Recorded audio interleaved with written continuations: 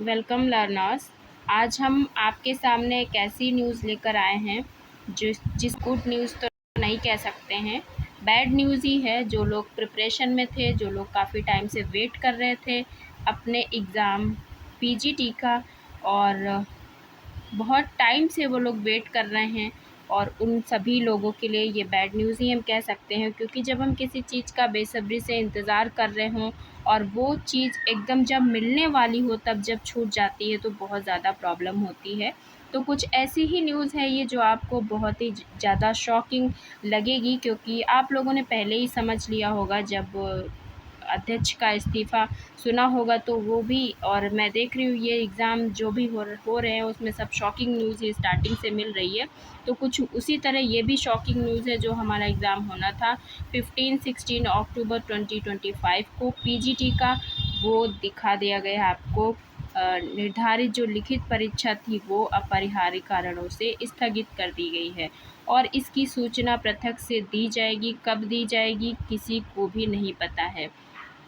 तो ये बहुत ही हम कह सकते हैं बैड है, नेगेटिव इम्पैक्ट डालेगी। क्योंकि कब तक कोई प्रिपरेशन करे, ये सभी के लिए बहुत बड़ा चैलेंजिंग टास्क होता है। और जब कुछ चीज़ें निर्धारित नहीं होती हैं कि किस टाइम पर होगा तो वो बहुत ही ज़्यादा हार्मफुल होता है सभी के लिए, सभी विद्यार्थियों के लिए वो बहुत ज़्यादा प्रॉब्लम क्रिएट करता है। क्योंकि जब हमें पता होता है कि हमें इतने दिन में अपना काम फिनिश करना है इस टारगेट को पाने के लिए, तो हम उतने दिन में कर लेते हैं। लेकिन जब हमें पता ही नहीं है ये टारगेट हमें कितने दिन में मिलेगा, तो फिर वो जो स्टेप होता है वो भी क्लियर नहीं हो पाता है कि हमें कितने स्टेप चढ़ने हैं। तो ऐसे में पढ़ाई बहुत ज़्यादा डिस्टर्ब हो जाती है हमारी, और हम अपने आप को कैसे सँभालें ये भी बहुत मुश्किल होता है। तो मैं कुछ बताना चाहती हूँ कि किस तरह से आप अपने आप को सँभालें ऐसी सिचुएशन में। तो पहले तो आपको ये सोचना होगा कि आप केवल अकेले ही ऐसे विद्यार्थी नहीं हैं जिसके लिए ये न्यूज़ ऐसी मिली है। ये आप इसमें कई सारे विद्यार्थी ऐसे हैं जो सभी इस प्रॉब्लम से को फेस कर रहे हैं। और आप देख रहे हैं ये न्यूज़ बहुत ही लेटेस्ट है, आज ही के डेट में डिक्लेयर हुई है। तो मैंने सोचा कि मैं भी आप तक ये न्यूज़ पहुंचा दूं। लेकिन जो लोग भी पीजीटी की तैयारी बहुत अच्छे से कर रहे थे वो लोग वैसे ही करते रहे। हालांकि ये कहना आसान काम होता है, लेकिन करना बहुत ही मुश्किल काम होता है। पर फिर भी जो लोग करते रहेंगे वो अपने टारगेट को एक दिन पाएंगे।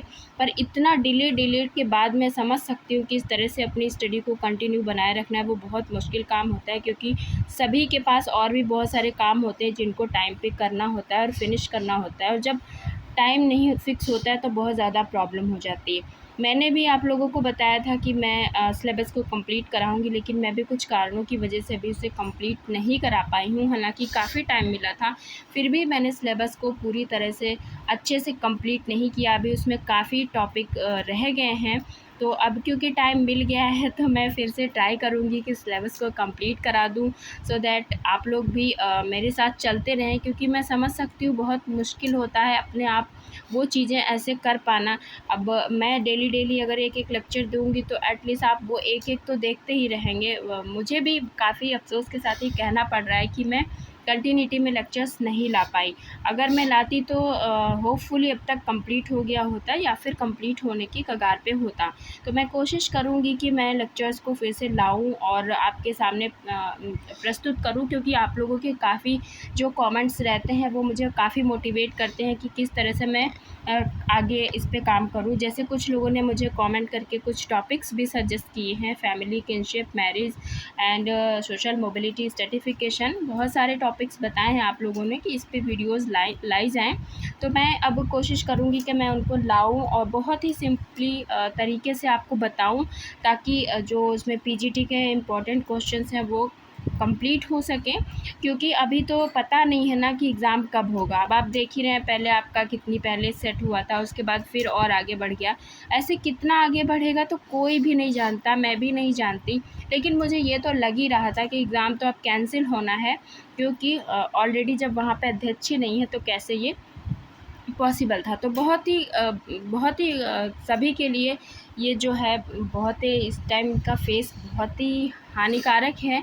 आप लोगों को किस तरह से इस टाइम को यूटिलाइज़ करना है ये आप समझ सकते हैं।